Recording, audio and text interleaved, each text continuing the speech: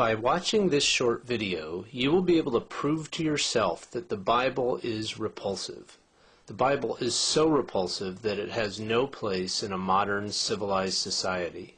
Example 1. The vast majority of Americans believe that God exists, that Jesus is His Son, and that God Himself gave us the Bible and the Ten Commandments. In fact, Supreme Court Justice Scalia has said that 99% of Americans believe in the Ten Commandments.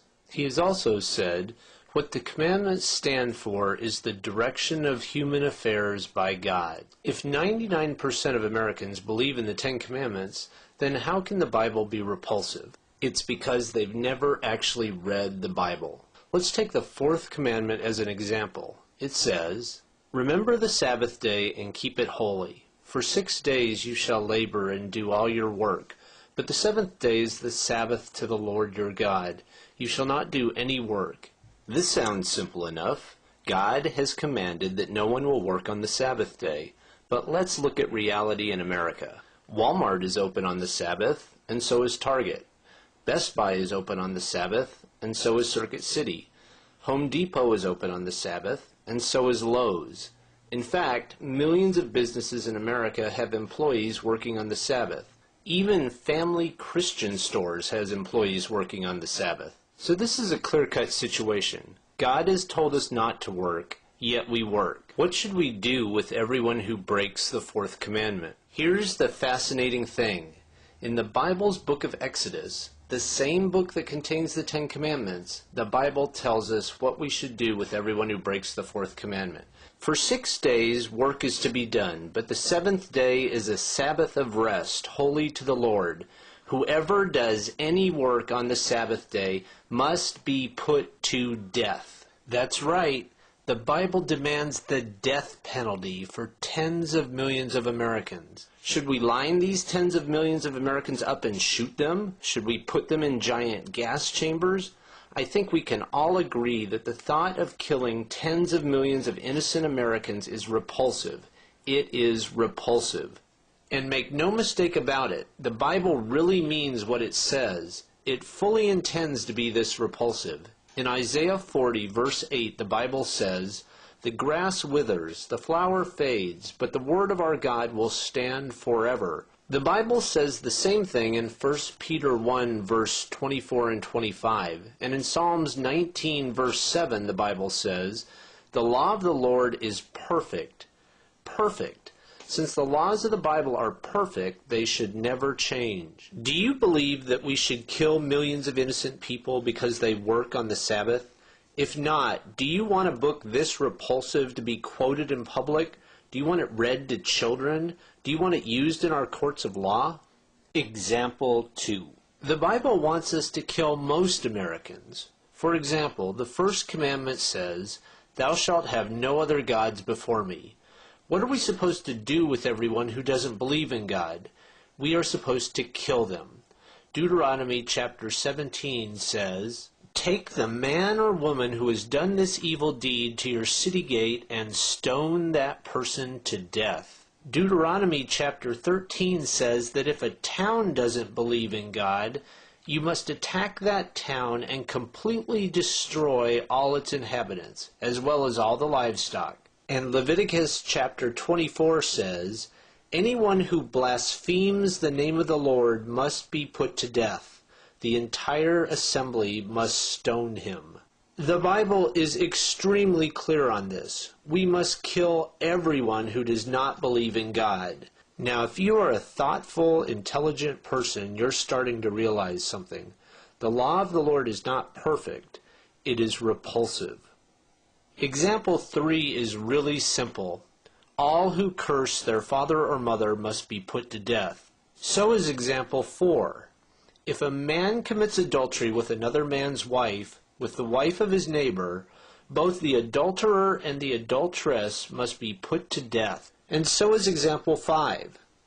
If a man lies with a man as one lies with a woman, both of them have done what is detestable. They must be put to death. According to the Bible, we need to kill tens of millions of innocent Americans. Plain and simple, this is repulsive. The idea that people would walk around carrying a book that demands the death of tens of millions of innocent people is repulsive. Here's another example of the Bible's idiocy. Rebellious teenagers should all be killed as well. Here's what the Bible says. If someone has a stubborn and rebellious son who will not obey his father and mother, who does not heed them when they discipline him, then his father and mother shall say to the elders of his town, This son of ours is stubborn and rebellious. He will not obey us. He is a glutton and a drunkard. Then all the men of the town shall stone him to death.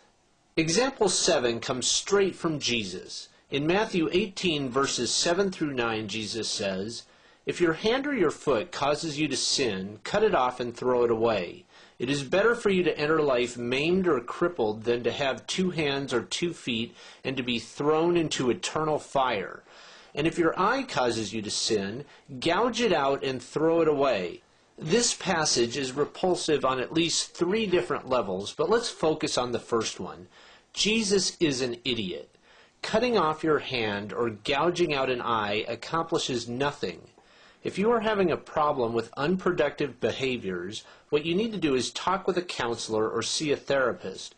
Self-amputation is absurd and repulsive. Example 8. The Bible's absolute sexism is well known and it is repulsive. Here are 2 examples. Women should remain silent in the churches. They are not allowed to speak, but must be in submission, as the law says. If they want to inquire about something, they should ask their own husbands at home, for it is disgraceful for a woman to speak in the church. Let a woman learn in silence with all submissiveness. I permit no woman to teach or to have authority over men. She is to keep silent. We can find dozens of verses that are just as sexist throughout the Bible. The Bible's sexism is both ridiculous and repulsive. Example 9. The Bible fully supports slavery. In fact, the Bible has been used in many cases, including the American Civil War, as an authoritative justification of slavery. Here are 3 examples. Your male and female slaves are to come from the nations around you. From them you may buy slaves. You may also buy some of the temporary residents living among you and members of their clans born in your country, and they will become your property. You can will them to your children as inherited property and can make them slaves for life. Now look at this. If a man beats his male or female slave with a rod and the slave dies as a direct result, he must be punished. But he is not to be punished if the slave gets up after a day or 2, since the slave is his property. In the New Testament we find this. Bid slaves to be submissive to their masters and to give satisfaction in every respect. They are not to be refractory nor to pilfer, but to show entire and true fidelity. As you can see, the Bible is extremely clear on this. Buying and selling slaves is fine. Beating slaves is fine. Slaves are to show entire and true fidelity. If you are a normal, intelligent person, you are extremely clear on something else. The entire idea of slavery is repulsive. Example 10. The Bible is riddled with repulsion. Take, for example, this verse. Anyone who is captured will be run through with a sword. Their little children will be dashed to death right before their eyes. Or what about this? They shall fall by the sword, their little ones shall be dashed in pieces, and their pregnant women ripped open. Or this, kill every male among the little ones, and kill every woman who has known man by lying with him. But all the young girls who have not known man by lying with him, keep alive for yourselves. You have probably gotten the picture by now. The Bible is repulsive. You have seen 10 graphic examples of repulsion in this short video.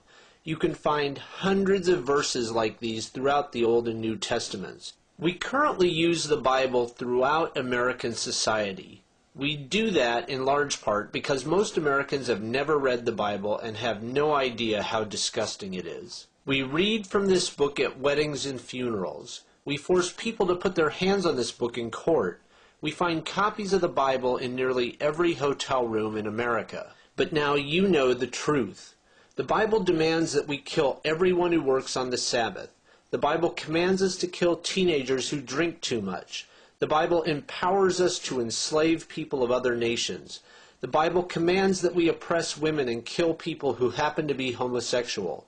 A book this repulsive has no place in our society. It is time for the thoughtful, intelligent people of this nation to acknowledge this simple fact and then act on it. Would you like to learn more? Please visit godisimaginary.com and whywon'tgodhealamputees.com.